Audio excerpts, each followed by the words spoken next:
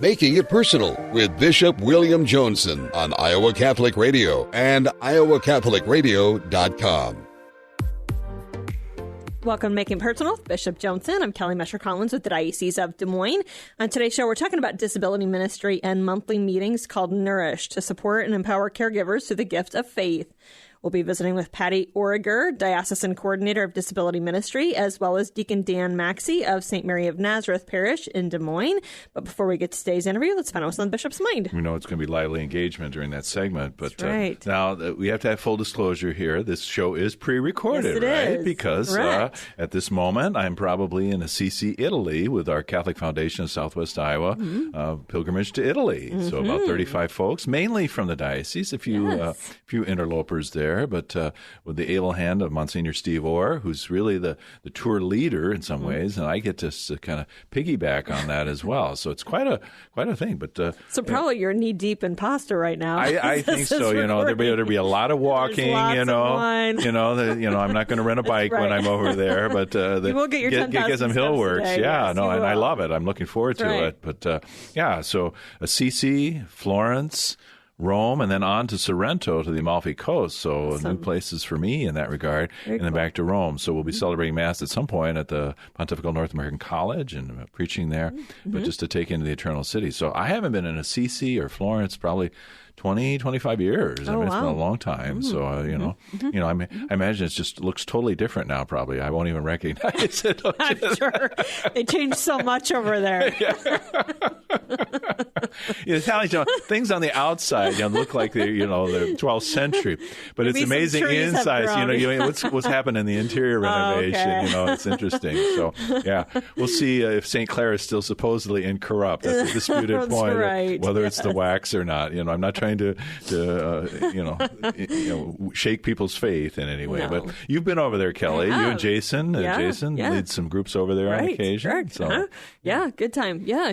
And what's your role on those trips? Do you get to be like I'm usually the social director or what? That's exactly right. Jason is very focused on what we're doing for the day. He's very good at directions. I get direction turns, so that is not my role. I just connect with all of our guests. So I like to get to know them, visit with them. Then when we come back, I schedule reunions. So I'm the one who kind of visits with people and gets to know them and make sure everybody feels comfortable. Mm-hmm. Okay. Well, no, that's marvelous. So you'd be very good at that role. So thank you. And is there an Iowa State chapter over there? We do talk sports. We've had some Hawkeyes and some Cyclones. Yeah. Well, football over there takes on a different meaning. Right. Well. That's true. I think we'll have a chance to be with Holy Father for an audience and the Mass at St. Peter's, and to go to the Scavi, the excavations underneath. That's quite an experience. That's Did cool. Caution some, about potential claustrophobia. As you move through what is in effect a pre-Christian cemetery, and then ultimately leading to the things of St. Peter. But no, I'm still kind of smarting, Kelly. We were looking forward. We had the interview with the director of the Mother Teresa documentary, and on our priest workshop week, Father P.J. McManus and Father Michael Amadeo went out to a local theater in Kansas City, and we sat there in the theater with a packed house for about 35 minutes until the manager came in and said they couldn't get the movie up and running. Oh, no. So we were aced out on this. I actually heard they're going to do an encore November 2nd because it had such high ratings. It was number 2 in all box office. All right. Well, they were holding 2nd. out on that. That was kind of secret because they just wanted people to go. But, there is redemption then. There you go. November 2nd. Yeah. Mark your calendar. God's mercy in That's that right. beautiful way there. But I think this will be a time of spiritual enrichment, a chance just to pray and gather oneself and an experience of the church. So I think for the majority of people, this is going to be their first time in Italy. And, I think, a little apprehension that goes with that. But I think we'll be in good hands. And, I know enough Italian. I'll never go hungry or thirsty or anything else. And, as the pandemic has waned a little bit, but got my second booster a few weeks ago. That kind of knocked me upside the head for a little bit. But not trying to scare people on that. So get your flu shots also, people. Get your flu shots. I've got mine. We're, full service radio show here. That's right. All right, we're going to take a quick break. When we return, we'll visit with Patty Origer and Deacon Dan Maxey to talk about caregiving. You're listening to Making It Personal with Bishop Johnson. Support for Iowa Catholic Radio provided by Knights of Columbus, Borman, and Pfeiffer agencies serving the Catholic families in Iowa. Knights of Columbus is a fraternal benefit society providing financial security to members and their families, specializing in life insurance, long-term care insurance, disability income insurance, retirement annuities, and you can reach Knights of Columbus field agent Dan Ginther at 563-689-6801. That's 563-689-6801. Thank you, and God bless. Dad, it's been a great summer. It has, Zoe. Steve Havman, Executive Director of St. Vincent de Paul here. We've been busy all summer helping our 6th Avenue, Army Post, and Windsor Heights locations collect a bunch of great donations this summer. How do all the donations help, Dad? The more donations we collect, Zoe, the more local residents we can help. Simply Google St. Vincent de Paul of Des Moines to learn how your donations help us help many local residents. We appreciate your continued support. St. Vincent de Paul of Des Moines. Donate, volunteer, shop. Good job, Zoe. Thanks, Dad.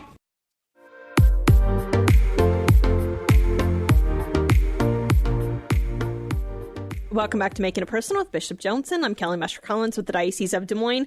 On today's show, we're talking about disability ministry and monthly meetings new to our diocese called Nourish to support and empower caregivers through the gift of faith. We have with us Patty Origer, Diocesan Coordinator of Disability Ministry, and Deacon Dan Maxey of St. Mary of Nazareth Parish in Des Moines.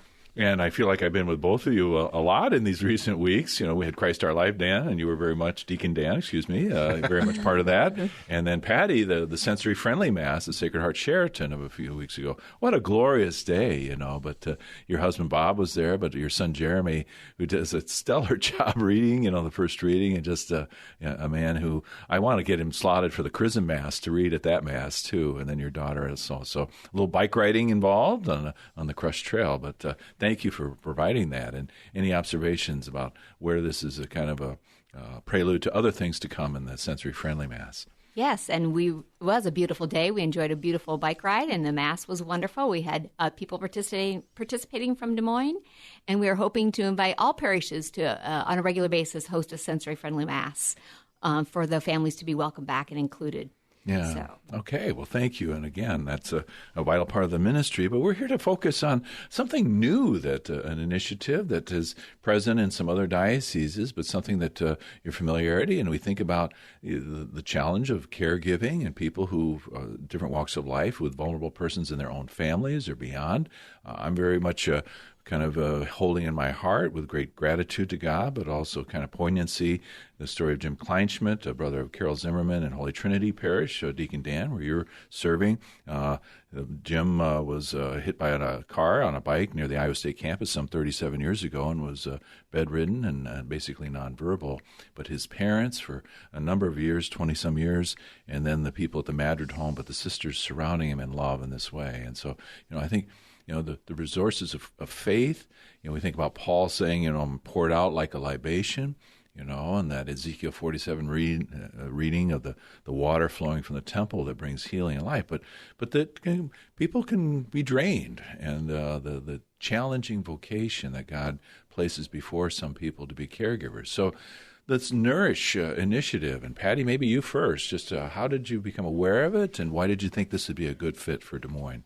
Well, when I first was hired, it was right before the pandemic began, and then I was doing research for resources to build disability ministry in our diocese.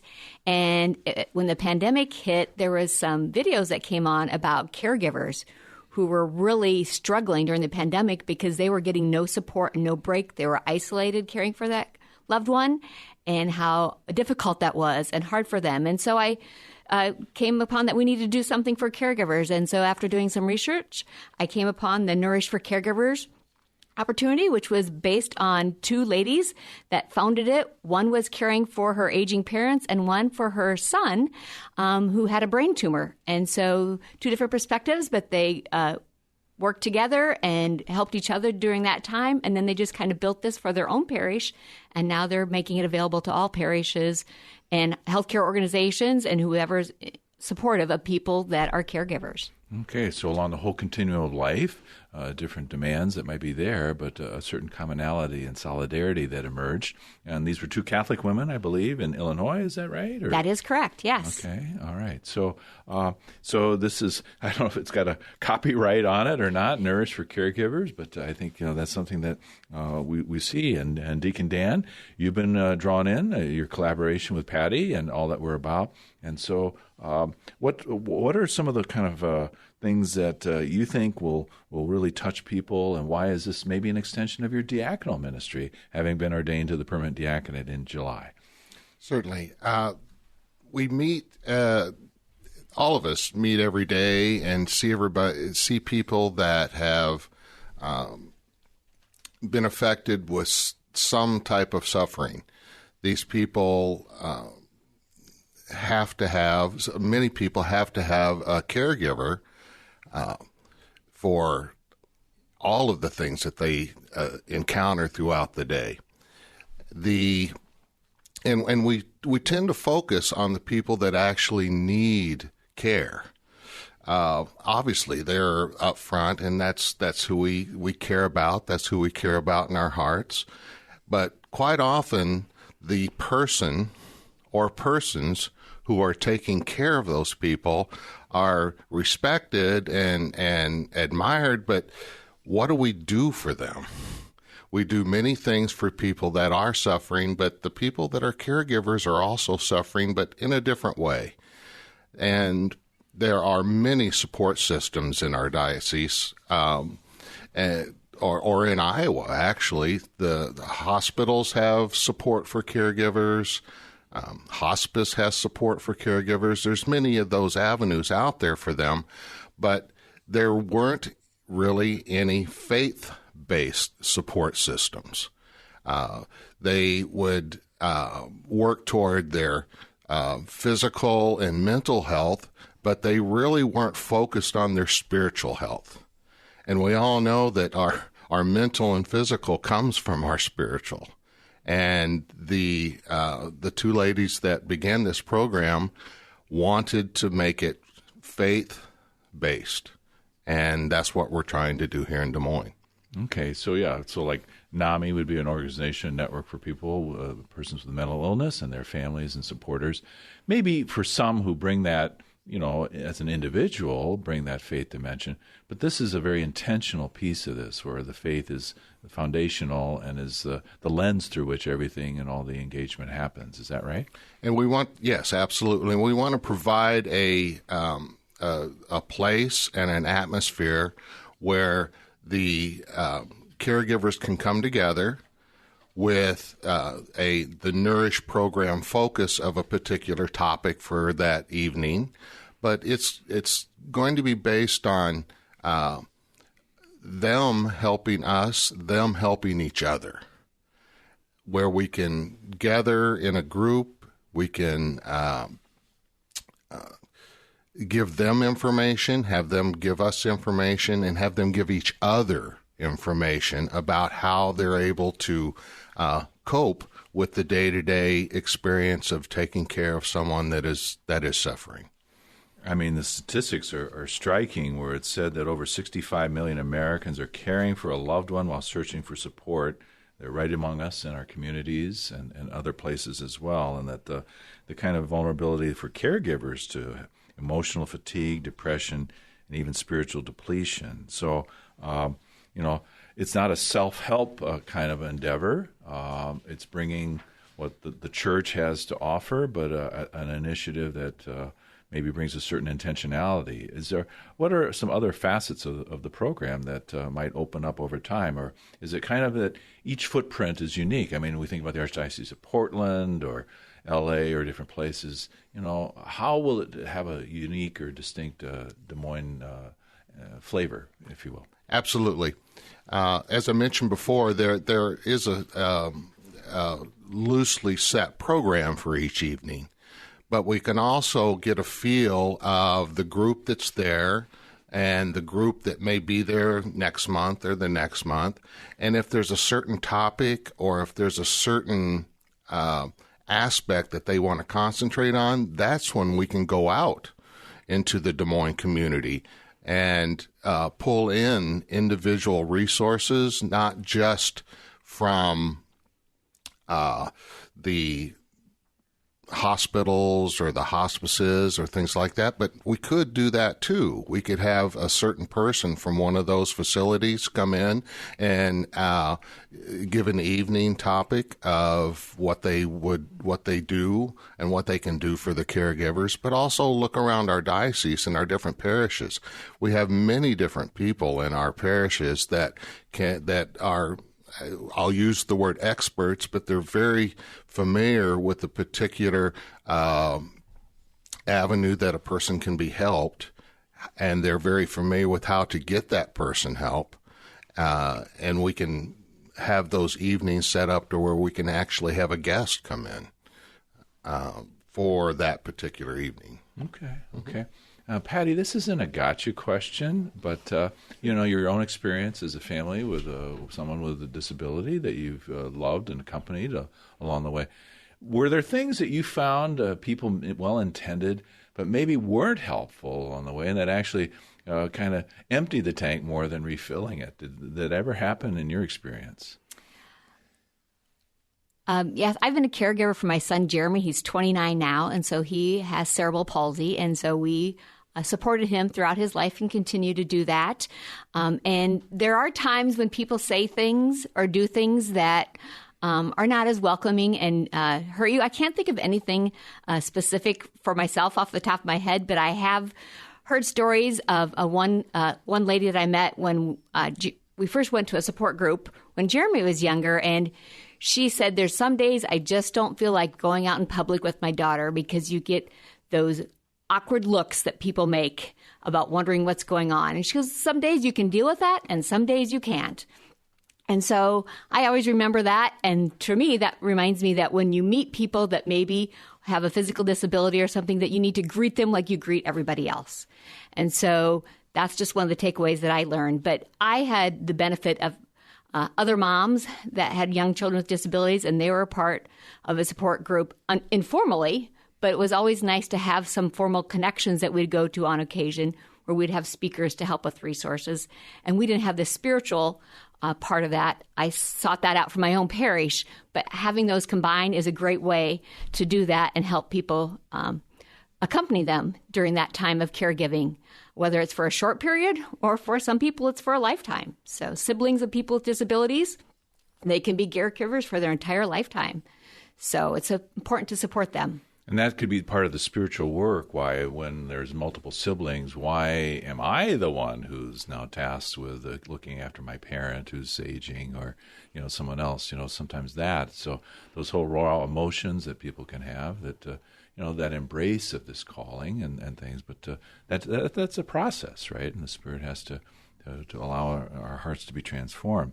I think what you're saying in terms of, that there, the evening is going to be on Wednesday, October 26th at 6:30 p.m. at Holy Trinity. We don't want to hold people in suspense till the last minutes of the show here. We'll mention that again that time just to remind them when it is, and hopefully they can put that on their calendars, even though we're only a few days ahead of that.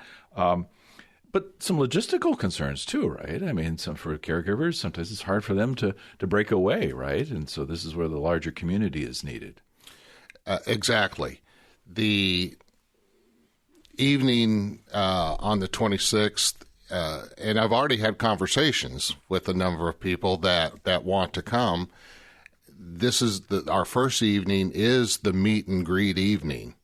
We do have a program set up for that evening, but it's going to be more open to talk to individual people, to have everyone just get to know each other and get an idea of what the Nourish program is.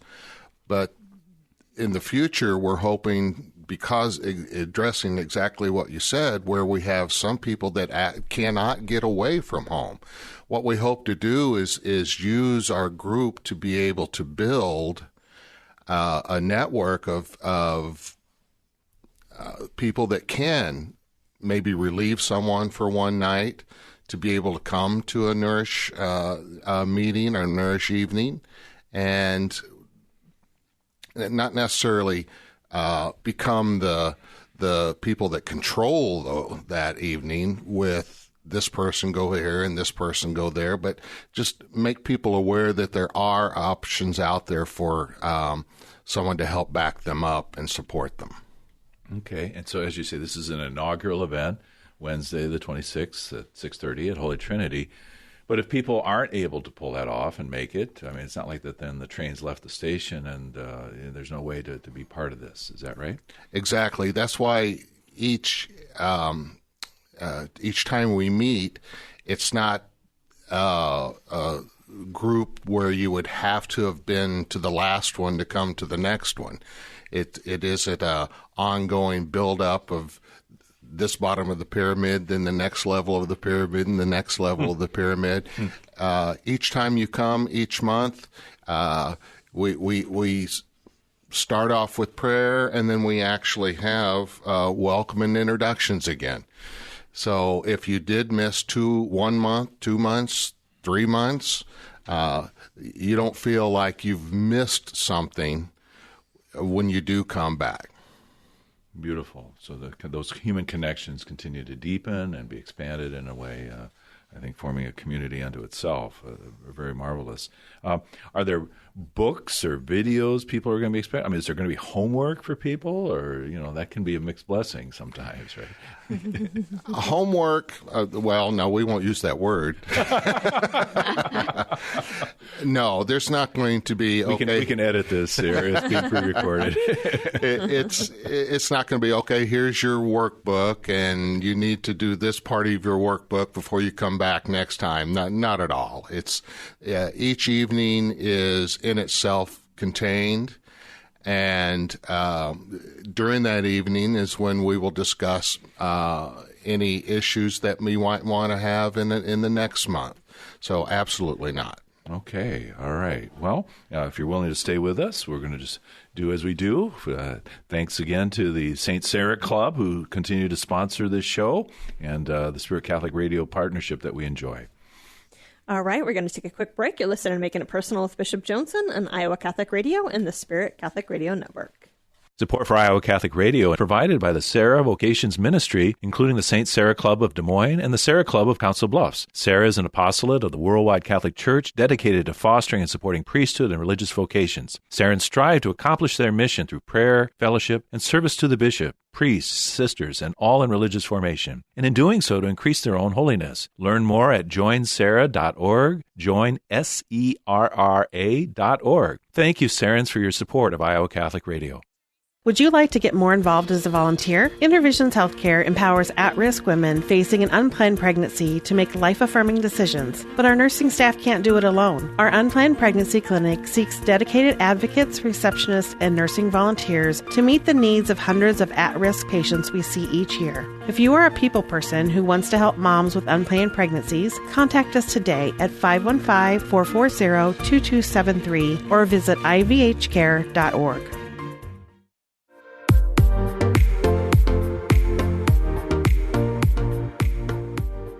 Welcome back to Making It Personal with Bishop Johnson. We are back with Patty Origer and Deacon Dan Maxey talking about Nourish for Caregivers. I mean, bless you both for this. I think this is something that the Spirit is going to truly anoint for us, and I think it's something that isn't just creating another program or things. I think it's providing human encounter that then with some of the resources that are there. And so, even to have the title caregiver, they're professional caregivers, but people who find that this is an aspect of their vocational love, their baptismal call, their love for their family, and all that's there. I mean, as the website shares some of the data, and there is a tremendous website for people to check out. Is that right?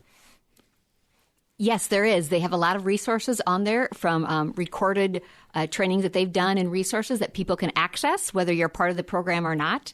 And then there's a lot of information about how you can get started on the program on your own. If your own parish is interested in starting one in another part of our diocese, and they offer it in a hybrid model, it can be an in-person model, or it could be totally online. So it's whatever your parish needs to get started with a program like this. Okay, so nourishforcaregivers.com, Nourish for Caregivers, no space between the words, is the website that people could check out as well. And yeah, we kind of use the word program as a shorthand way of referring to something, but it's an initiative that I think is really trying to meet people and accompany each other in a very beautiful way. The statistics are striking. that those who participate in something, that 92% of caregivers participating in the Nourish program report stress level decreased. 92% said they are more hopeful. 93% found reconnection and support. And 97% said their faith and prayer life improved. Wow.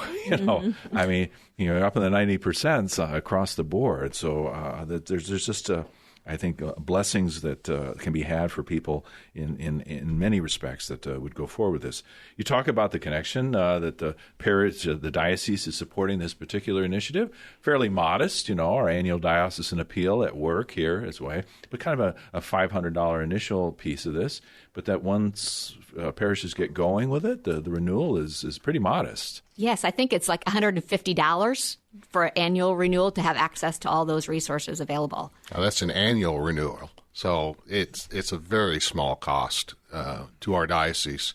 For if you look at the numbers that you just read off, with a great amount of payback for us. Yeah, that's less than taking a parish group to the Iowa Cubs or something, right? I mean, that's a lot more, and a lot more, I think, deep soul fruits that would come from this. Catholic sponsorship, but Deacon Dan, exclusive to Catholics? You have to show your baptismal certificate to get in? Absolutely not. We know that each of us, as faithful Catholics, obviously we go to church on Sundays. We go to Mass other days during the week. We meet each other in Catholic fellowship, but also we hear this word over and over again. We're all supposed to be evangelists, and we can be evangelists by just knowing a caregiver that we can invite, whether or not they're Catholic or whatever religion or no religion that they might have. Wow. Well, we look forward to this happening again. It's next Wednesday night, the 26th of October, 6:30 p.m. Pre-registration required, or can someone just show up? I'm not going to say it's required, but it's absolutely helpful, because since this is our initial meeting, we're going to have snacks and beverages. So we'd like to at least have a rough idea of how many people are going to come. So please, you can get a hold of me at where it's going to be held at Holy Trinity Catholic Church. You can go to that website, and all my contact information is on there. It's also on the St. Mary of Nazareth website also. Yeah, because you kind of straddle both places there, so Beaverdale and Des Moines. So, November, National Caregivers Month. We pray the Holy Spirit will bless this effort, the encounters that we have, leading you always, filling you with wisdom and courage to continue boldly going forward. This has been another edition of Making It Personal with Bishop Johnson. Thank you to our guest and all of our listeners. You can hear Making It Personal with Bishop William Johnson every week on Iowa Catholic Radio and iowacatholicradio.com. Support for Iowa Catholic Radio and Making It Personal is provided by Sarah Vocations Ministry. Learn more at joinserra.org.